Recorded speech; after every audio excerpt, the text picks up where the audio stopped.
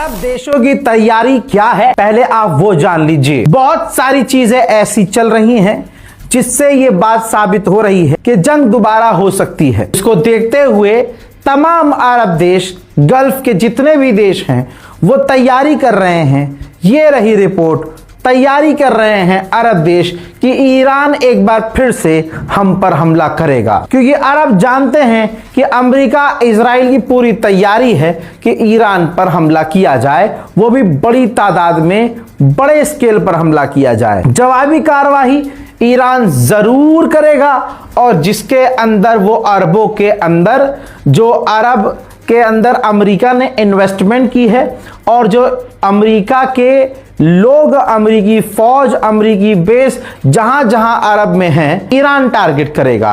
जिस वजह से अरब देश तैयारी में है कि ईरान हम पर हमला करेगा, उससे हमें किस तरह से बचना है। उधर अमेरिकी रिपोर्ट्स में कहा गया है कि इस सीज फायर के दौरान ईरान ने अपनी मिसाइल को रीबिल्ड किया है, रीइंस्टॉल किया है, अपनी मिसाइल लॉन्चर को तैयार कर दिया है।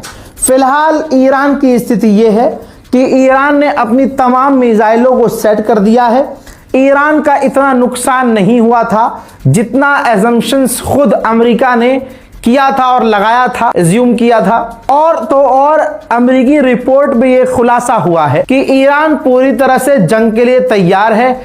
अमेरिकी एक्सपर्ट ने बताया है कि जंग के दौरान ईरान ने अमेरिका की हवाई ताकत को अच्छे से स्टडी किया है, और अगर अब जंग हुई तो अमेरिकी एयरफोर्स को ईरान और बड़ा नुकसान पहुंचा सकता है। डोनाल्ड ट्रंप ने दूसरी बार खुले मन से ऐलान करते हुए कहा कि मैंने ईरान पर हमला 2 से 3 दिन और पोस्टपोन कर दिया, अरबों के कहने की वजह से, क्योंकि अरबों को लगता है कि एक बेहतरीन डील हो सकती है। मैंने अपने एक्सपर्ट और वॉर मास्टर्स से यह कह दिया था कि ईरान पर हमला किया जाए, लेकिन अरब देशों को उम्मीद है, हमारे एलाइज को उम्मीद है कि ईरान से बेहतर डील हो सकती है।